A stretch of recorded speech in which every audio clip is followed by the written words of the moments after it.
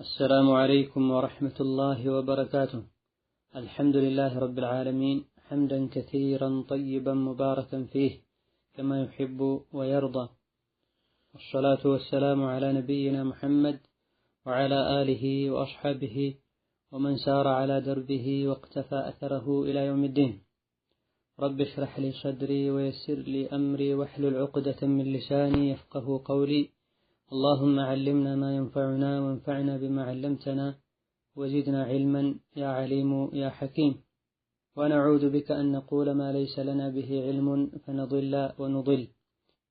ثم أما بعد، ይህ ክፍል 30 ከተማሪዎች ለሚመጡ ጥያቄዎች መልስ የምንሰጥበት ፕሮግራማችን ነው።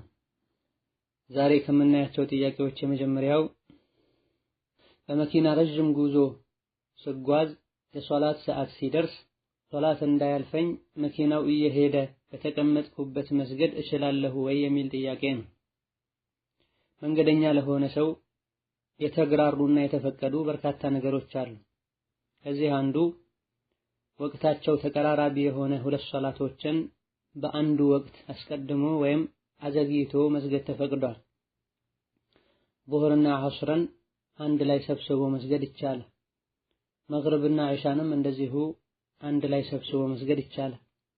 ከፈለጉ ዙህሩን ወደ ዐስር አዘግይተው አሊያ ደግሞ ዐስሩን ወደ ዙህር አስቀድመው፣ እንደዚሁ መግሪቡን ወደ ዒሻ አዘግይተው ወይም ደግሞ ዒሻን ወደ መግሪብ አስቀድሞ መስገድ ይቻላል። መንገድ እስከጀመሩ ድረስ መንገዱ የሙሳፊርነትን መስፈርት እስካሟላ ድረስ ማለት ነው። ጉዞ ረጅም የሆነ ሰው በዚህ መልኩ ሁለቱን ሶላቶችን አጠጋግቶ መስገድ ይችላል። ወቅቱ ስለገባና ያልፈኛል ብሎ ስለሰጋ ብቻ መኪና ላይ ወይም አየር ላይ ተኮኖ አይሰገድም። ሶላቱ የራሱ ወቅትም ይሁን ከሱ ጋር አንድ ላይ መስገድ የሚቻለው ቀጥሎ ያለው ሶላት ወቅትም ያልፋል ከተባለ ባሉበት ቢሰገድ ችግር የለም። ፈተቁላህ መስተጣዕቱም ተብሏል። የቻላችሁትን ያክል አላህን ፍሩ ተብሏል። የቻለ ሰው ቆሞ ወደ ቂብላ ዞሮ ሱጁድ ሩኩዕ በስርዓቱ ያደረገ መስገድ ይወጅብበታል። ይሄን ማድረግ ያልቻለ ሰው ደግሞ ባለበት ሁኔታ የቻለውን ያክል ያደረገ ሶላቱን ይሰግዳል። የዐስር ወቅት ያመልጠኛል ብሎ የሰጋ ሰው መጀመሪያ ከዙህር ጋር አብሮ ሊሰግድ ይገባል። የዙህር ወቅት ሳይገባ ረፋድ ላይ ጉዞ ጀምሮ ዙህርም ዐስርም መንገድ ላይ ሆኖ ወቅታቸው የሚያልፍና የመግሪብ ወቅት የሚገባ ከሆነ ይሄኔ ባሉበት ቁጭ ብሎ መስገድ ይቻላል። ፊትን ወደ ቂብላ ማዞር ከተቻለ ቆሞ መሐረምና ሶላቱን ቆሞ መሐረም መጀመር ከተቻለ የቻሉትን ያክል ለማድረግ ይሞከራል። ምንም ካልተቻለ በጭንቅላታችን እያመላከተን መስገድ እንችላለን። እንደዚሁ ደግሞ መኪናው የሚሆን መጓጓዣው ላይ ለሶላት የሚመች ቦታ ካለ እዛ ላይ ቆሞ ስጁድ ሩኩዕ ያደረጉ ለመስገድ መሞከር፣ ሁኔታውን ማመቻቸት ተገቢ ነው። ከዚህም በፊት የሶላት ወቅት ሲደርስ አቁሞልን እንድንሰግድም መጠየቅ ይጠበቅብናል። ይሄን ሁሉ ሞክረን ካልተቻለ ነዓም ባሉበት መኪናው አየሩም ይሁን ሌሎች መጓጓዣዎች እየተጓዙ እዛ ውስጥ መስገድ ይቻላል። መቆሙና ወደ ቂብላ መዞሩ የሶላት ሸርጥና ሩክን ቢሆኑም በእንዲህ አይነት ሁኔታ ላይ ማድረጉ ካልተቻለ ይቀራል። በሱ ምክንያት ፈርዱን ሶላት አንተው መንገድ ላይ ሲሆኑ የሶላት ግዴታነት የሚቀርላቸው የሚመስላቸው ሰዎች አሉ። ራስ ምታት ሲያማቸው የሶላት ግዴታነት የሚቀርላቸው የሚመስላቸው ሰዎች አሉ። ሶላት ውስጥ መሟላት አለባቸው ከሚባሉ ነገሮች መሃል አንዱ ስለጎደለ ማድረግ የምንችለውን ያክል አንተውም። ውሃ ያጣ ሰው ተየሙም አድርጎ ይሰግዳል። አሞት መቆም ያቃተው ሰው ቁጭ ብሎ ይሰግዳል። ቁጭ ብሎ መስገድ ያቃተው ሰው ጋደም ብሎ መስገድ ይችላል። ሌላኛው ጥያቄ የሱብሒ ሶላት ሱና ቀብልያም ባዕድያም ነው ያለው ወይስ ቀብልያ ብቻ ነው ቢያብራሩልኝ የሚል። በጥቅሉ ከፈርድ ሶላቶች ጋር ተያይዞ የሚሰገዱ ሱና ሶላቶች አሉ። የተወሰኑ ፈርድ ሶላቶች ከፊትም ከኋላም አላቸው። የተወሰኑት ከኋላ አላቸው። የተወሰኑት ከፊት ብቻ ነው ያላቸው። በራቲባ መልኩ እንዳላቸው ያልተነገረላቸውም አሉ። ከሱብሒ ሶላት በፊት 2 ረክዓ፣ ከዙህር በፊት 4 ረክዓ፣ ከኋላ 2 ከኋላ 4 ማድረግ እንደሚቻል የሚያሳይ ሐዲስ አለ። ከመግሪብ በኋላ 2 እና ከዒሻ በኋላ 2 በሶሒህ ሐዲሶች ተገኝተዋል። ከዐስር በፊት 4 ረካ የሰገደ ሰው አላህ ይዘንለት የሚል ሐሰን ወይም ሶሒህ የሆነ ሐዲስም አለ። ከመግሪብ በፊትም 2 ረካ መስገድ እንደሚቻል የሚያሳይ ሐዲስ አለ። በጥቅሉ ከሁሉም ሶላቶች በፊት በአዛንና በኢቃም መሃል መስገድ ይቻላል። እማ ራቲባ ይሆናል ወይማ ናፊላ ይሆናል። በይነ ኩሊ አዛነይኒ ሶላት ተብሏል። ላኪን ሱብሒ ሶላት ከኋላ የሚሰገድለት ሱና የለም። ምናልባት ከፊት የሚሰገደውን ጀማዓ ያመልጠኛል ብሎ ወይም የፈርዱ ሶላት ወቅት ያልፈኛል ብሎ ቀብልያውን ከፊት ያልሰገደ ሰው ቀብልያውን ፈርዱን ከጨረሰ በኋላ ሊሰግደው ይችላል እንጂ ለዙህር ቀብልያና ባዕድያ እንዳለው ለፈጅርም ቀብልያና ባዕድያ ያለው አይባልም። ቀብልያ ብቻ ነው ያለው። እንደዚሁ ደግሞ ከዐስር በኋላ መስገድ አይቻልም። ለዐስር ባዕድያ ያለው ተብሎ ተጠብቆ አይሰገድም። ከፊት ግን 4 ረካ መስገድ እንደሚቻል የሚያሳይ ሐዲስ አለ። ኢዛ ለሱብሒ ሶላት ቀብልያ እንጂ ባዕድያ የለውም። ሌላኛው ጥያቄ የምኖረው ደቡብ አፍሪካ ነው። በሰፈራችን ያለው የመስጂድ ኢማም ሶላት ሲያሰግድ በጣም ይፈጥናል። ፋቲሐን ቀርቼ ሳልጨርስ ወደ ስጁድ ይወርዳል። ስጁድም ሩኩዕም ሲወርድ ሲነሳም በጣም ይፈጥናል። ከነሱ ጋር መስገዱ እንዴት ይታያል? ወይስ ቤቴ መስገድ ነው ያለብኝ የሚል ጥያቄ ነው። ሶላተል ጀማዓ ዋጅብና ግዴታ ነው። አዛን የሰሙ ጀማዓን መተው አይፈቀድም። አዛን እንደሰሙ አዛኑ የተሰማበት ቦታ ላይ ሄዶ መስገድ ተገቢ ነው። እዛ ቦታ ላይ የሚያሰግደው ሰው የሶላት አርካንን የሚያጎድል ከሆነ ጥያቄው ላይ እንዳለው ዋጅብ የሆነውን መረጋጋትን የሚተው ከሆነ ሊመክሩት ይገባል። ተመክሮ እሺ ካላለ ጉዳዩ ለሚመለከተው አካል ማሳወቅ ተገቢ ነው። ለኢማምነት የሚመረጥ ሰው መስፈርቶችን ሊያሟላ ይገባል። የሶላት ህግጋትን የሚያውቅ፣ የሰጋጆችን ሁኔታ የሚረዳ፣ በሱና መሰረት የሚያሰግድ መሆን አለበት። ከሶላት አርካኖች ማዕዘኖች መሃል አንዱ ጡማእኒና ነው፣ እርጋታን መላበስ። ጡማእኒናና እርጋታን ሊተው አይገባውም። ያንዳንዱ ሰጋጅ ሩኩዕ አድርጎ ስጁድ አድርጎ ሰውነቱ ረግቶ ቢያንስ አንድ ጊዜ ሱብሓነ ረቢየል አዕላ ሱብሓነ ረቢየል ዐዚም የሚልበትን ጊዜ ሊሰጥ ይገባዋል። ፋቲሐንም ቢሆን በጣም ሳይዘግሙ በጣም ሳይዘገዩ በጣምም ሳይፈጥኑ በመካከለኛ ሁኔታ ላይ ሆነው ፋቲሐን መቅራት የሚችሉበትን እድልም ጊዜም ሊሰጣቸው ይገባል። ይህን ካላደረገ ማሰገድ አይፈቀድለትም። የመስጂዱ ኢማም እንዲህ አይነት ሰው ከሆነም ሰዎች ሌላ መስጂድ ሊፈልጉ ይገባቸዋል። አካባቢው ላይ ሌላ መስጂድ ከሌለ እዛው መስጂድ ላይ የሌላ ጀማዓ ሊኖር ይችላልና ጠብቆ መስገድ ተገቢ ነው። ይሄን ሁሉ ማድረግ ካልተቻለ ነዓም ይሄኔ በጀማዓ ሆኖ ሩክኑን አጉድሎ ሶላቱ ከሚበላሽ ለብቻ መስገድ ይቻላል። ሌላኛው ጥያቄ ሐይድ ላይ እያለንም ይሁን ከሐይድ ውጭ ሆነን ቁርአን ቀርተን ስንጨርስ እንደዚሁ አጋጣሚ ቁርአኑ ሲወድቅብን መሳም እንዴት ይታያል የሚል ጥያቄ ነው።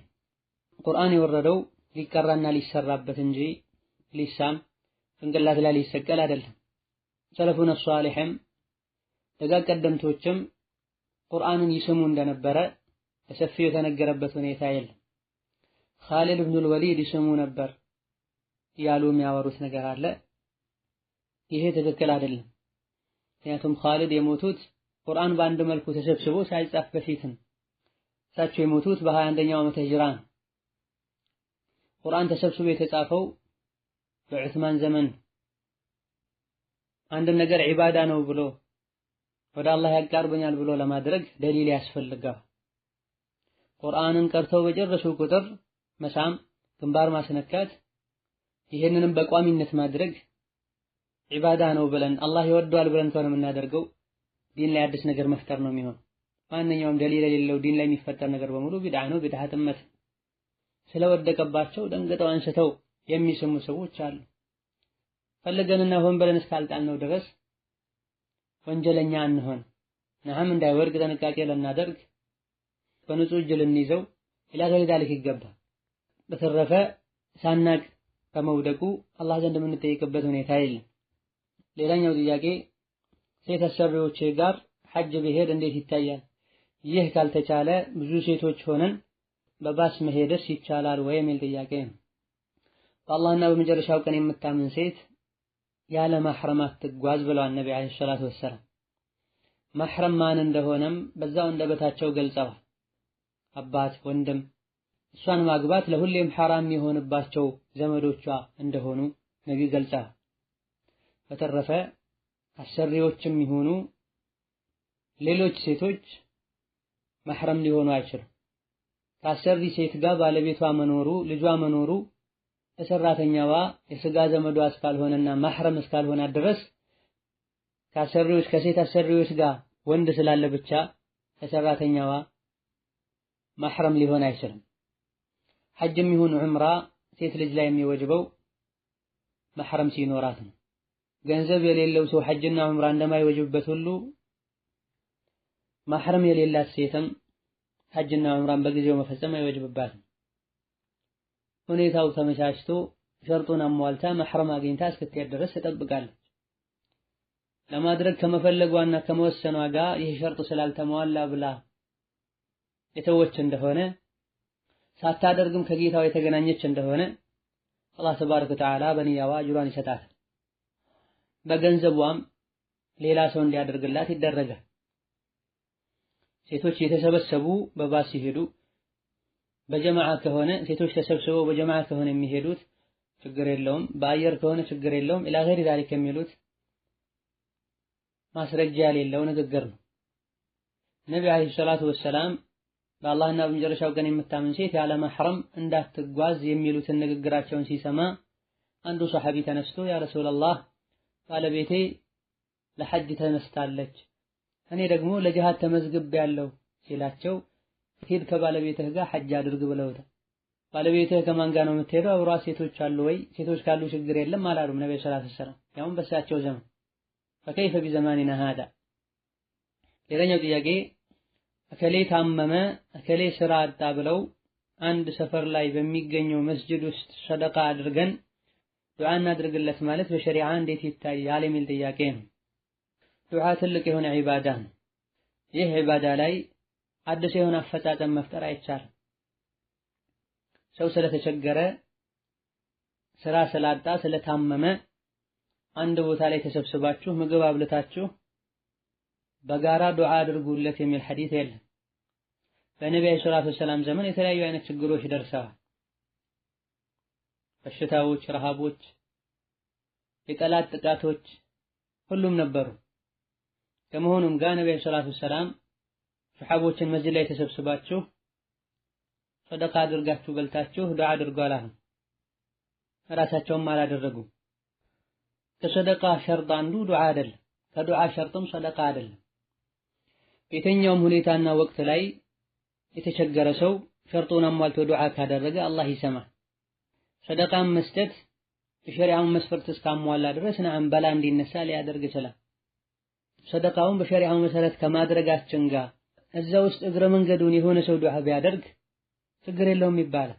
ላቱ አንድ ላይ ተያይዘው ሰደቃ ሲባል ዱዓ ሲባል ሰደቃ መቼም የማይለያዩ ተደርጎ መወሰዱ እዛ ውስጥም በሸሪዓ በማይታወቅ መልኩ ራሱን የቻለ ስርዓት ተቀምጦ ከተራ ተራ ሰዎች የተነሱ ዱዓ ማድረግ፣ ሌሎች አሚን እንዲሉ ማድረግ፣ ዱዓ ላይ ድንበር ማለፍ ሰደቃውም ይሁን ዱዓው ሱናን ተጻሮ በመገኘቱ ዋጋ እንዳይኖረው ነው የሚያደርገው። የትኛውም ዒባዳ ተቀባይነት ያገኝ ዘንድ ለአላህ ተብሎ መሰራት አለበት። ነብዩ በሰሩት መልኩ መሰራት አለበት። ከነዚህ ከሁለቱም አንዱ ከጎደለ ተቀባይነት አይኖርም። ሌላኛው ጥያቄ ትራንስፖርት ውስጥ ብዙ ድምጾች ባሉበት ቁርአን በኤርፎን ማድመጥ እንዲሁም መቅራት እንዴት ይታያል የሚል ጥያቄ ነው። በግል ለማድመጥና ለመቅራት ከሆነ ችግር አይኖረውም። የሚቀራው አካል ልቡ እስከተሰበሰበለትና ከቁርአኑ ጋር እስከሆነ ድረስ።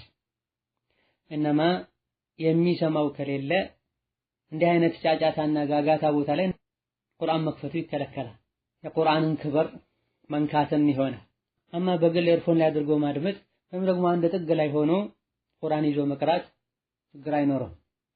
ሌላኛው ጥያቄ አንድ በሰፈራችን የሚገኝ መስጂድ ነበረ። ምንጣፉ ሳር ነው የተነጠፈው። የድምፅ ማጉያም ሆነ ሚናራ የለውም። ቢድዓና ሽርክም ይሰራበታል። ይህን ሽርክና ቢድዓ የሚሰራበት መስጂድ እኔ ከጓደኞቼ ጋር ብንሰራው እንዴት ይታያል የሚል ጥያቄ ነው።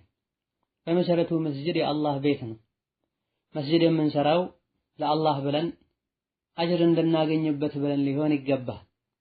የተከበረ የአላህ ቤት የሆነው መስጂድ ላይም ሰዎች ቢድዓና ሽርክን ሊፈጽሙ አይገባም። ወአነ አልመሳጂደ ሊላሂ ፈላ ተድዑ መዐ አላሂ አሐደን ተብሏል። መሳጅዶች የአላህ ናቸው፣ ከአላህ ጋር ማንንም ምንንም አታጋሩ አታምልኩ ተብሏል። መስጂድ ሰዎችን ከሽርክ የምናስጠነቅቅበት ይበልጥ አላህን የምናቅበት እንጂ የአላህ ሐቅ የሆነውን ዒባዳ ለሌሎች አሳልፈን የምንሰጥበት ስፍራ ሊሆን አይገባም። መስጂዶች ላይ ቢድዓ ሽርክ ካለ ቢድዓው ኩፍር ደረጃ ካልደረሰና መለስተኛ ዐመሊ የሚባል ቢድዓ ከሆነ መስጂዱ ተሰርቶ አስተማሪ ቦታው ላይ እንዲገኝና ሰዎች በትምህርት እንዲቀየሩ የሚቻልበት ሁኔታ ካለ መስጂዱን ማሰራት ይቻላል። አማ ቢድዓው ኩፍር ደረጃ ያደረሰ ከሆነ ትልቁን ሽርክም የሚዳፈሩበት ከሆነ አስተማሪ ተቀበለው ሰው እንዲማርና እንዲያቅም የሚፈቅዱበት ሁኔታ ከሌለ እነሱም በወንጀል ላይ መተባበር ነው የሚሆነው። መስጂዱን የመስራት አቅም ያለው ሰው ሌላ መስጂድ ሰርቶ ከቢድዓና ከሽርክ በጠራ መልኩ ሰዎች ጌታቸውን እንዲያመልኩ፣ እንዲሰግዱ፣ ዲናቸውን እንዲማሩ ማመቻቸቱ የተሻለ ይሆናል። መስጂድ ውስጥ ያለው ቢድዓ ቀላል የሚባሉ ቢድዓዎች ከሆኑ መሰለን ከሶላት በኋላ ዱዓ ማድረግ አሊያ ደግሞ የሆነ ቀን ላይ ተሰብስቦ አላህን ብቻ መለመን፣ እንደዚህ አይነት ቢድዓዎች ከእስላም የሚያወጡ አይደሉም። በመሆኑም መስጂዱን ሰርቶ ትምህርት እንዲያገኙ ማድረግ ይቻላል። የመስጂዱ ስራ ይሄ ብቻም አይደለም የሚሆነው፣ የተለያዩ ወደ አላህ የሚያቃርቡ ስራዎችን ሰዎች ይሰሩበታል። መስጂዱ የተሰራው ለነሱ ለወንጀላቸው ሳይሆን ጥርት ያለ ዒባዳ ሊሰራበት ተብሎ ሊሆን ይገባዋል በንያ። አማ እዛ ቦታ ላይ ሆነው ከአላህ ውጭ ያለን አካል የሚለምኑ ከሆነ ከአላህ ውጭ ላለ አካልም የሚያርዱና ትልልቅ የሚባሉ ሽርኮችን የሚዳፈሩ ከሆነ ይህ አላህ የማይወደው ተግባር ነው። እነሱንም ወንጀል ላይ ማገዝ ነው የሚሆነው። ለዛ እነሱ ይህን ችግር ካላስተካከሉ ተመክረውም ካልተቀበሉ ከእንዲህ አይነት ችግር የጠራ መስጂድ ሰርቶ ህዝቡን ማስተማር የተሻለ ነው። ሌላኛው ጥያቄ አያቴ ስትሞት ጓደኞቼ ለእሷ ሰደቃ አድርጊላት ብለው ብር ሰጡኝ። የሰጡኝም ብር ለመስጂድ ማሰሪያ ብሰጠው እንዴት ይታያል የሚል ጥያቄ ነው። እንዲህ አድርግልኝ ተብሎ ብር የተሰጠው ሰው ተወካይ ነው። ተወካይ ያወከለው አካል ሳይፈቅድለት አድርግ የተባለውን ትቶ ሌላ ማድረግ አይገባም። ሰደቃ በሚለው አነጋገራቸው የፈለጉበት ማንኛውም ወደ አላህ የሚያቃርብ ኸይር ስራ ስሪላት ማለት ፈልገው ከሆነ መስጂድ ላይ ቢውል ችግር የለም። ምግብ አብይላት ከሆነ ያሉት ምግብ ማብላት ነው የሚቻል። ውሃ ጠጪላት ከሆነ ያሉት ውሃ ማጠጣት ብቻ ነው የሚቻል። ለየቲም ስጪላት ካሉ ለየቲም መስጠት ብቻ ነው የሚቻል። እነሱ ለሷ የሆነን አይነት ኸይር ስራ ሰርተው በዛ ኸይር ስራ አላህ ዘንድ አጅር ማግኘት ነውና የፈለጉት። ያክም በደፈናው ሰደቃ አድርጊላት ከሆነ ያሉት ለመስጂድ ማዋሉም ሰደቃው ስለሚገባ ችግር የለም። አማ ሰደቃ በሚለው ቃል የፈለጉት ራሱን የቻለ ሰደቃ አይነት ካለ ያለ እነሱ ፈቃድ እሱን ትቶ ሌላ ነገር ላይ ማዋል አይቻልም። ይህ ነገር ላይም ብዙ ሰዎች ሲሳሳቱ ይታያል። ለመስጂድ አውሉልኝ ብሎ ሰው የሰጣቸውን ለመድረሳ ያደርጉታል። ለመድረሳ የተባሉትን ለመስጂድ ያደርጉታል። ለመስጂድ ወይም ለመድረሳ የተባሉትን ለየቲም ያደርጉታል። ለደሃ አብሉልኝ ወይም ውሃ ጠጡልኝ ብሎ የሰጡትን ለሌላ ዓላማ ሲያውሉ ይታያል። ይሄ በዲኑ የተከለከለ ነው። የተወከለ አማና የተሰጠው ሰው አድርግ የተባለውን ብቻ ነው ማድረግ የሚገባው። ሌላ ነገር ማድረግ ከፈለገ ባለ ጉዳዩን ያወከለውን አካል ማሳወቅ ማስፈቀድ ይኖርበታል። ሌላኛው ጥያቄ የምኖረው አረብ ሀገር ነው። መኖሪያ ፈቃድ የለኝም። ማህፀኔን አሞኝ ሐኪም ቤት ሄድኩኝ። የሴት ዶክተር ያለ ኢቃማ የሚያክም አጣሁኝ። የወንድ ዶክተር አግኝቻለሁኝ። ወንድ ዶክተር ጋር ብታከም ሐራም ይሆንብኛልን የሚል ጥያቄ ነው። በመሰረቱ ወንዶች ወንድ ጋር ሴቶች ሴት ጋር ነው መታከም ያለባቸው። ወንድ ሴትን ማከም ሴትም ወንድን ማከም አይፈቀድላቸው። ላኪን ለضرورة ከአቅም በላይ ከሆነ የህይወት ጉዳይ ሲሆን የተከለከለው የሚፈቀድበት ሁኔታ ይኖራል። ላኪን ضرورው በመጠኑ እንዳስፈላጊነቱ ሊሆን ይገባል። ሴት ልጅ አንድ ሐኪም ቤት ስትሄድ እዛ ሴት ዶክተር አጣች ማለት ሌሎች ሐኪም ቤቶች ላይ ሴት ዶክተር የለችም ማለት የሴት ዶክተር የለም ማለት አይደለም። የሚችሉትን ያክል ማፈላለግ ተገቢ ነው። አፈላልገውና አጠያይቀው ካጡ ወንድ ዶክተር ጋር ቢታዩ ለضرورة ለሐጃ ችግር አይኖርም። ሌላኛው ጥያቄ ልጅ ያለሁኝ እናትና አባቴ በጣም ይጣሉ ነበር። አባቴ አስካሪ መጠጥ እየጠጣ እናቴን ሁል ጊዜ ይደበድባት ነበር። ያንን ሁሉ የእናቴን ስቃይ ስላየሁኝ ትዳር በጣም ነው የምጠላው። ባል አላገባም ብዬም እያለሁኝ አሁን ቤተሰብ እንዳገባ እየጨቀጨቀኝ ነው። እኔ ግን ማግባት አልፈልግም። ምን ይመክሩኛል የሚል ጥያቄ ነው። ትዳር ላይ አለመግባባት ሊፈጠር ይችላል። አይደለም ለረጅም ጊዜ ትዳር ላይ አብረው ሲኖሩ ቀርቶ መንገድ እየተላለፉ ሁሉ ከሰዎች የሚጋጩበት አጋጣሚ ይከሰታል። አንድ ቤት ላይ በተለያዩ ጉዳዮች የተገናኙ አብረው የበሉ አብረው የጠጡ የሚያጋጩ ነገሮች ሊፈጠሩ ይችላል። ወላከም ባል ሰብር ሊያደርግ ይገባዋል። ለቤተሰቦቹ ሊያዝንና ሊችላቸው ይገባል። ጥፋት ባየ ቁጥር ሁሉ ሊናገር እርምጃ ለመውሰድ ሊቸኩል አይገባም። ሚስትም ባለቤቷ የሚወደውና የሚጠላውን ለይታ ልታውቅ ይገባታል። ስታጠፋም ይቅርታ መጠየቅ ይኖርባታል።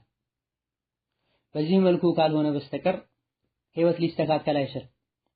ሙሉ ሆኖ የተፈጠረ ማንም የለም። አንዱ የሌላኛውን ደካማ ጎን ሊሸፍንና ሊጠገን ይገባል። ሊወያዩ ይገባቸዋል። ባልና ሚስት ይሄን አለማድረጋቸው የነሱ ትዳር እንዲበላሽ ሰበብ ይሆናል። ቤት ውስጥ ሰላም መጥፋቱ ልጆቻቸው ወደፊት ተመሳሳይ ዕጣ ፈንታ እንዲገጥማቸው ሰበብ ይሆናል።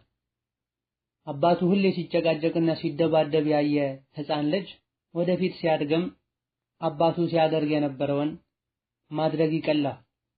ሁሌ እናቷን አባቷ ሲጨቀጭቅ የምታይ ሴት ልጅም ወደፊት ትዳር በምትይዝበት ጊዜ እሷም እንዲህ ነገር እንደሚገጥማት ማሰብና መጨነቁ አይቀርም።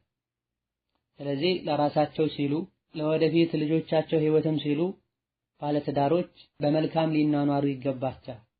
የተቀያየሙበት ሁኔታ ካለም በግል ቁጭ ብለው ተያይተው ሊፈቱ ይገባቸዋል። ሴቶቻቸውን ዝም ብለው የሚደበድቡ ወንዶች ጥሩ ሰዎች እንዳልሆኑ ነብያችን ተናግረዋል አለይሂ ሰላቱ ወሰላም። ወላጆች ባጠፉት ጥፋት ደግሞ ልጆች የራሳቸውን ህይወት ሊያበላሹ በጭራሽ አይገባም።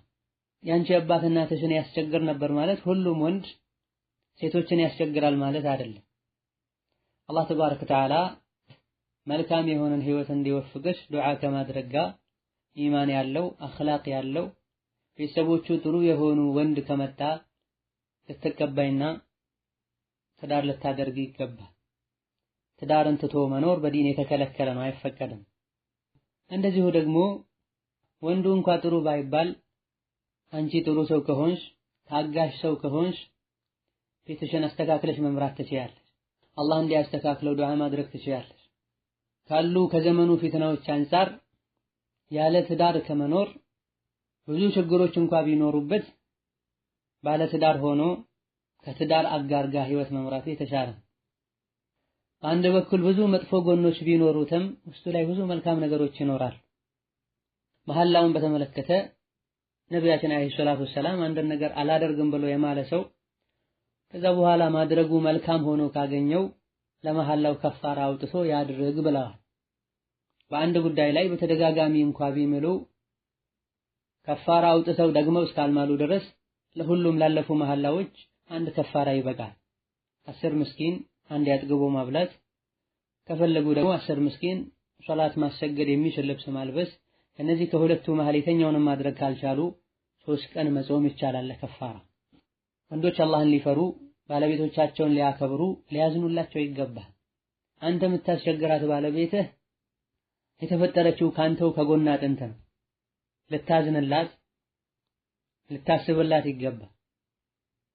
ይሄን ማድረግ የተውክ እንደሆነ የሥራህን አላህ ተባረከ ወተዓላ ከአኺራ በፊት ዱንያ ላይ ይሰጥሃል።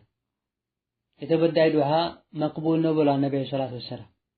በተለይ ዘመድ የላትም የሚከራከርላት የለም ብለህ ከሆነ የምታደርገው አላህ ከማንም በላይ ነው፣ ሁሉንም ያያል ይሰማል። አልጀዛኡ ሚን ጂንሲል ዐመል ተብሏልና አንተ ሚስትህን እንደምታሰቃየው እህትህም የሚያሰቃይ ባል አላህ ሊሰልጥብህ ይችላል። ሴት ልጅህን የሚያሰቃይ ወንድ አላህ ሊሰልጥብህ ይችላል። ለእህትህ፣ ለልጅህ፣ ለእናትህ ማትወደውን ነገር ባለቤትህ ላይ ሙስሊም እህትህ ላይ ልታደርግ አይገባም። እንደዚህ አይነት ግፈኛ ባሎች በሚያጠፉት ጥፋት ብዙ ሰዎች ብዙ እህቶች ትዳርን እየጠሉ ነው። ውጪ ሲወጡ ደግና መልካም የሚሆኑ እቤት ሲገቡ አህዋላቸው የሚቀየር አውሬ የሚሆኑ ሰዎች አሉ። ይሄ የመጥፎነት ምልክት ነው። ነብዩ ሰለላሁ ዐለይሂ ወሰለም ከእናንተ ውስጥ ጥሩ ሰው ማለት ለቤተሰቡ ጥሩ የሆነ ነው፣ እኔ ለቤተሰቦቼ ጥሩ ነኝ ብለዋል ሰለላሁ ዐለይሂ ወሰለም። አርአያችን እሳቸውን ልናደርግ ይገባል። ለባለቤቶቻቸው እንዴት ደግ እንደነበሩ ቤት ሲሆኑ ምን ያደርጉ እንደነበረ ሲራቸው ላይ ተቀምጧል። ከባለቤቶቻቸው ጋር አብረው ይበሉ ነበር፣ ይቀልዱ፣ ይጫወቱ ነበር። ባለቤቶቻቸውን ለማዝናናት የሚያደርጓቸው ነገሮችም ነበሩ። ከጂሃድ ከመንገድ እየተመለሱ ሰራዊቱን ከፊት እለፍ ብለው ኋላ ቀርተው ከአይሻ ጋር አብረው እንደሮጡ እንደተሽቀዳደሙ ተነግሯል። አንዴም አይደለም ሁለቴ። ይሄን ረሂም የሆኑትን የነቢዩን ሰለላሁ ዐለይሂ ወሰለም ሱና መከተል ትተን ወንድ ቆፍጣና መሆን አለበት፣ ከቤተሰቡ ጋር መቀለድ መጫወት የለበትም የሚል የጃሂል አባባል መሰረት አድርገን ልንጓዝ አይገባም። ሰው እንዲወደድ ሰው እንዲከበር የሚያደርገው መልካም ስነ ምግባሩን አላህን መታዘዙን። ሌላኛው ጥያቄ ቤተሰብ ጋር ስደውል ሁልጊዜ ብር ላኪ ነው የሚሉኝ፣ እኔም እልክላቸዋለሁኝ። አሁንም ድጋሜ ስደውል ገንዘብ ላኪ ይላሉ። በጣም ሲያናድዱኝ እንኳን ብር ልልክ ስልክም አልደወለም ብዬ ማልኩኝ። ምን ማድረግ ነው ያለብኝ? ምን ይመክሩኛል? የሚል ጥያቄ ነው። ባለን አቅም ቤተሰቦቻችንን ልንረዳ ይገባናል። መርዳቱ ራሳችንን የሚጎዳ ከሆነ በግልጽ መናገር ይጠበቅብናል።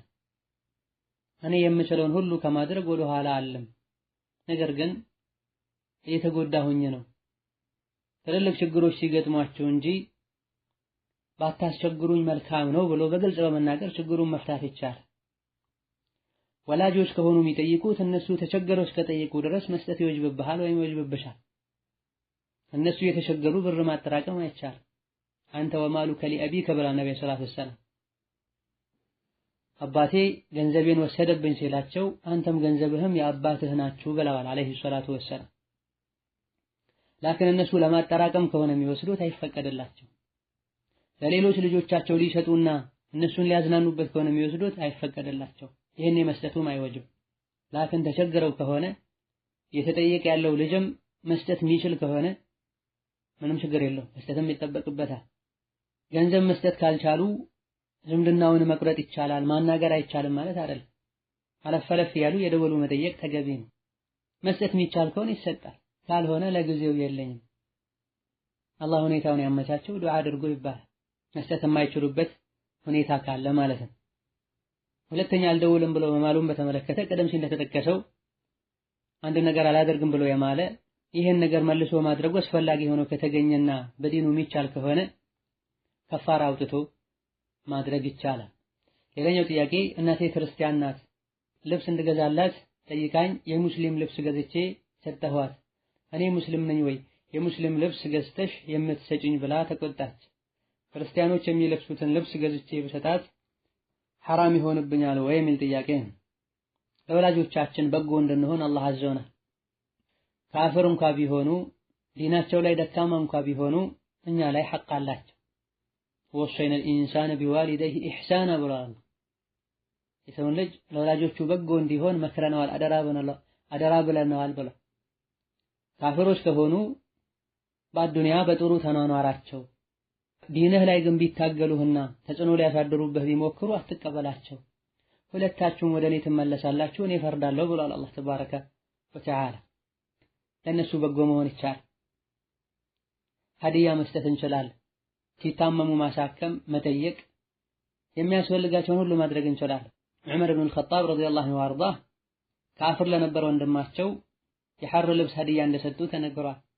አላሁመ ኢላ የምንሰጣቸው ሀዲያ ቀጥታ ከኩፍርና ከሽርክ እምነታቸው ጋር ግንኙነት ያለው ሊሆን አይገባም። ለኩፍራቸው ለሽርካቸው የሚታገዙበት ሊሆን አይገባም። በመሆኑም በተለመደው መልኩ አደብን ሳይደስ የሚለብሱትን ልብስ ተገዝቶ ቢሰጣት ችግር የለም።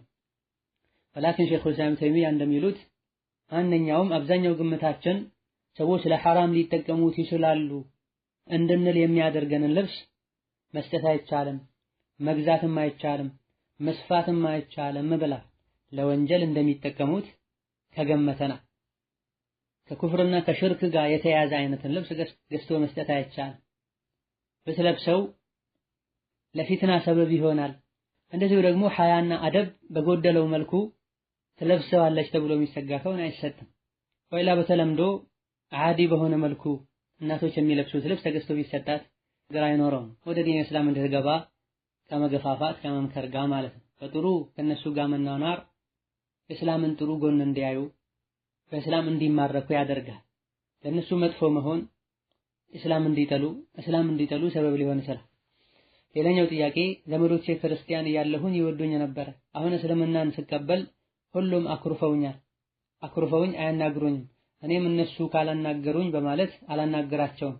ይሄም ማድረጌ ዝምድና መቁረጥ ይሆንብኛልን የሚል ጥያቄ ነው። ዝምድናን መቀጠል ብሎ ማለት ጥሩ የሆኑልን ሰዎችን የመረጠን መጠየቅና ከነሱ ጋር መቀራረብ ማለት አይደል። ይሄ ውለታ መመለስ ነው የሚባል። ዝምድና መቀጠል ብሎ ማለት ሰዎች የተዉትና የቆረጡትን ዝምድና ፈልጎ መቀጠል ማለት ነው። እኛ የፈለግናቸው እነሱ የሚሸሹን ከሆነ እየጠየቅናቸው ማይጠይቁን ከሆነ ስሜታችን አሸንፈን ዝምድናውን ለመቀጠል መጣሩ ይህ ነው ዲኑ ላይ ትልቅ ቦታ የተሰጠውና ትልቅ አጅር እንዳለ የተነገረው።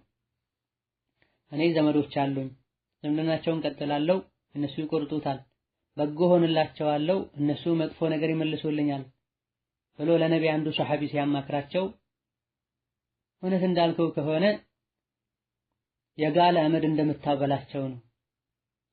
ያንተን መልካም ነገር እየተቀበሉ እነሱ መጥፎ አጸፋ የሚመልሱልህ ከሆነ አንተን ደግሞ ከአላህ የሆነ አጋዥ አይለየህም ብለውታል።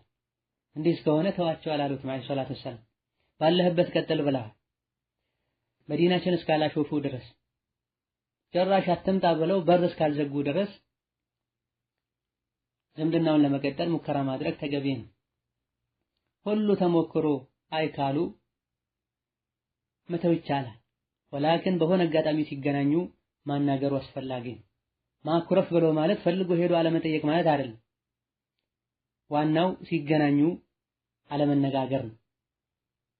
የሆኑ አንዳንድ አጋጣሚዎች ኖረው ቤተሰብ ሲሰበሰብ ሲገናኝ መሄዱ የግድ ሲሆን አስፈላጊ ሲሆን ሄዶ አለመገናኘትና የሚረዳ ነገር ካለ አለመርዳት ነው። ማኩረፍ የሚባለው ይሄ ነው እንጂ በየቀኑ በየሁለት ቀኑ የደወሉ አለመጠየቅ ማኩረፍ አይባልም። ሌላኛው ጥያቄ እናትና አባቴ ካፍሮች ናቸው፣ እነሱን የመውደድ ግዴታ አለብኝን? ሐቃቸውንስ መጠበቅ አለብኝ ወይም? ነዓም ሐቃቸውን መጠበቅ ግዴታ ነው። በኩፍር በሽርክ እስካላዘዙና እስካላስገደዱ ድረስ እነሱን መቅረብ መንከባከብ ተገቢ ነው። መውደድ አለብኝ ወይ? ካፍር ዘመዶችን መውደድ በተመለከተ አይቻልም ያሉ ዑለሞች አሉ። የተወሰኑት ተፈጥሯዊ ውዴታ ስለሆነ ችግር የለውም ብለዋል። ውዴታ የልብ ጉዳይ፣ ሰው ልጅ ፈልጎ የሚያመጣው ሳይፈልግ ሲቀር የሚያወጣው ነገር አይደል የተፈጥሮ ውዴታ። ስለዚህ ካፍር የሆኑ ወላጆችን የተፈጥሮ ውዴታ ቢወዱ ችግር የለውም። ኢነከ ላ ተህዲ መን አሕበብተ ወላኪን አላህ የህዲ መን የሻእ ተብሎ መን አሕበብት የሚለው ዛሂሩ ነብዩ ሰለላሁ ዐለይሂ ወሰለም አቡ ጣሊብን ይወዱ እንደነበር ያሳያል። አንተ የምትወደውን ሰው አስመራም ብሏቸዋልና ለነብዩ ሰለላሁ ዐለይሂ ወሰለም አላህ ነው የፈለገውን ሰው የሚመራው ተብላ ውዴታው እነሱን በወንጀል ወደ መታዘዝ ከነሱ ጋር በሁሉም ነገር ወደ መመሳሰል ሊያደርሰን አይገባም። هذا والله تعالى أعلم። በመጨረሻም ባለፈው ሮብ ዕለት ላይ ሮብ ከዙህር እስከ ዐስር ባለው ጊዜ ዱዓ ማድረግ መቅቡል መሆኑን የሚያሳይ ሐዲስ እንዳለና የተለያየ ሀገር ላይ የተሰቃዩ ላሉ ወገኖቻችን አላህ ተባረከ ወተዓላ ረሕመቱን እንዲያመጣ እንደዚሁ ደግሞ ሀገራችንም አላህ ሰላም እንዲያደርግ ዱዓ አድርጉ የሚል ማስታወሻ መለቀቁን ተከትሎ አንዳንድ ጥያቄዎችን ያቀረቡ ሰዎች አሉ። ማስታወሻው ላይ ሐዲስ ተጠቅሷል። ሐዲሱን ማን እንደዘገበው ማን እንዳስተላለፈው እነማን ሷሂህ እንዳሉት እዛው ላይ ሰፍሯል። ነዓም ለዲኑ በዚህ መልኩ መጨነቁ መመካከሩ መልካም ወላኪን ብድዓ ነው ብሎ ለመደምደም መቸኮሉ ተገቢ አይደል። ሐዲሱን ኢማም አሕመድ ረሒመሁላህ ተዓላ ሙስነዳቸው ላይ እንደዚሁ አልበዛር ጠያሊሲና ኢማም አልቡኻሪ አደበል መፍረድ ላይ ዘግበውታል። በርካታ ዑለሞች ضعيف ብለውታል። ሌላ ደግሞ ሷሂህ ያሉትም በርካቶች አሉ። ኢማም ትርሚዚ፣ አልሙንዚሪ፣ አልባኒ፣ ሼኽ አብዱልከሪም አልኹበይር ሷሂህ ነው ሐሰን ነው ያሉበት ሁኔታ። ሌሎች ሐዲሱ ضعيف ነው ብሎ የጠቀሷቸው አንድ ሁለት ሶስት ምክንያቶች አሉ። ሐዲሱን ካስተላለፉ ሰዎች መሃል መጅሁል የሆኑ አሉ፣ ضعፍ ያለባቸው አሉ፣ መስኑም ላይ ድራብ አለበት ያሉበት ሁኔታ። ሐዲሱ ሷሂህ ነው ያሉ ዑለሞች እነዚህን አጥንተው እነዚህ ምክንያቶችን አጥንተው መቅቡል ነው ያሉበት ሁኔታ። ሐዲሱን ያስተላለፈው ግለሰብ ታላቁ ሱሐቢ ጃቢር ኢብኑ አብዱላህ በዚህ ሐዲስ መስራታቸው ሐዲሱን ከሚያጠናክሩ ነገሮች መሃል አንዱ ነው። ምክንያቱም ጃቢር ሐዲሱን ያስተላለፉት ግለሰብ ትልቅ ችግር ሲገጥመኝ ሮብ ከዙህር እስከ ዐሱር ባለው ጊዜ ዱዓ አድርጌ ኢጃባውን አይ ነበር ብላ ሐዲሱን ያስተላለፉት ሱሐቢ ሮብ ከዙህር እስከ ዐሱር ያለው ጊዜ ዱዓ መቅቡል የሚሆንበት ወቅት መሆኑን ተረተው በሐዲሱ መሰረትም ሮብ በዚህ ሰዓት ከዙህር እስከ ዐሱር ባለው ጊዜ ዱዓ መቅቡል እንደሆነ ከእስቲጃባ ወቅቶች መሃል አንዱ እንደሆነ የጠቀሱ የዲን መሪዎችም አሉ። ኢማሙ አልበይሀቂ፣ ቁርጡቢ ረሒመሁሙላህ ተዓላ በዚህ ቀን ላይ ዱዓ በዚህ ሰዓት ላይ በዚህ ቀን ላይ ዱዓ መቅቡል ነው ብሎ ማለት ይህ ቀን ላይ ሰዎች የተለያየ አይነት ቢድዓን እየሰሩ ዱዓ ያርጉ ማለት አይደለም። አንድም የተወሰኑ ሰዎችን ብዥ እንዲልባቸው ያደረገው ይሄ ነው። በዚህ ቀን ላይ ዱዓ መቅቡል ነው ሲባል ቀኑን በሌላ ነገር እንኸስሰው ማለት አይደለም። ሐዲሱ ሷሂህ ነው የሚሉ ዑለሞች ዘንድ ከዙህር እስከ ዐሱር ባለው ጊዜ ሸርጡን ያሟላ ዱዓ ማድረግ ይቻላል ማለት ነው እንጂ አንዳንድ አላዋቂዎች እንደሚያደርጉት ተሰብስበው ቁጭ ብለው ቡና እየጠጡ ጫት እየበሉ ዱዓ ማድረግ ይቻላል ማለት አይደል። ቀኑ ለምን ተኸሰሰ? ቀን መለየት ለምን አስፈለገ? ሁሌ ዱዓ መቅቡል ነው ሁሌም ዝም ብለን እናድርግ እንጂ ሮብን መጠበቅ የለብንም ያሉም አሉ። ጁሙዓ ከዐሱር በኋላ ጠበቀን ዱዓ እንደምናደርገው ሌሊቱ ሊነጋጋ አካባቢ ላይ ዱዓ እንደምናደርገው ሮብ ቀንም ዱዓ ማድረግ እንደሚቻል ከነቢ በሐዲስ ከተገኘ ጁሙዓ በተለይ ከዐሱር በኋላ ዱዓ መቅቡል የሚሆንበት ወቅት ነው ብለን ለይተን ጠብቀን እንደምናደርገው ሮብም ላይ እናደርጋለን። ሐዲሱ ሷሂህ ነው እስካለን ድረስ ማለት ነው። ዑለሞች የተካለፉበት ነጥብ ላይ ሌላኛውን አስተያየት ስናወግዝ ሙሉ በሙሉ ስህተትን የተባለን ነገር እንደምናወግዘው ሊሆን አይገባም። ነቀፌታውና ትችቱ ሚዛኑን ጠብቆ ሊሆን ይገባል። ነዓም በርካታ ዑለሞች ضعيف ነው ብለዋል፣ የተወሰኑ ሷሂህ ነው ብለዋል። ሸርጡ ከተሟላ ضعيف ሐዲስ ላይ ይሰራል ያሉ በርካታ ዑለሞች አሉ። ከሸርጡ አንዱ አስል ካለው በመሰረቱ ዱዓ ይቻላል። የሆነ ሰዓት ለይቶ ዱዓ ማድረግ እንደሚቻል በሷሂህ ሐዲስ ተገኝቷል። እነሆ ይህ ሐዲስ ይህ አስል ውስጥ የሚካተት ነው። ላሳሰባቸው ጉዳይ የአሕዛብ ጉዳይ ላይ ሰኞ ዱዓ አደረጉ መልስ አላገኙም፣ ማክሰኞም አደረጉ መልስ አላገኙም፣ ሮብ አደረጉ መልስ ተገኘ። በዚህ ቀን ይህ ሰዓት ላይ ዱዓ መቅቡል ነው ጠብቆ ማድረግ ይቻላል ብለው የተረዱ በርካታ ዑለሞች አሉ። አይ ትክክል አይደለም ሐዲሱ ضعيف ነው ሷሂህ ነው ካብን ነብይ እንደ አጋጣሚ በዛ ሰዓት መቅቡል ሆነላቸው እንጂ ማንኛውም ሰው ያን ቀን እየጠበቀ ያድርግ ማለት አይደለም ብለው የተረዱሃል። ኺላፍ ያለበት ጉዳይ ላይ በፍትህ መነጽር ሁሉንም ልናይ ይገባናል። نسأل الله أن ينصر الإسلام والمسلمين ويصلح حالنا ويردنا إليه ردا جميلا إنه على كل شيء قدير والله أعلم والسلام عليكم ورحمة الله وبركاته.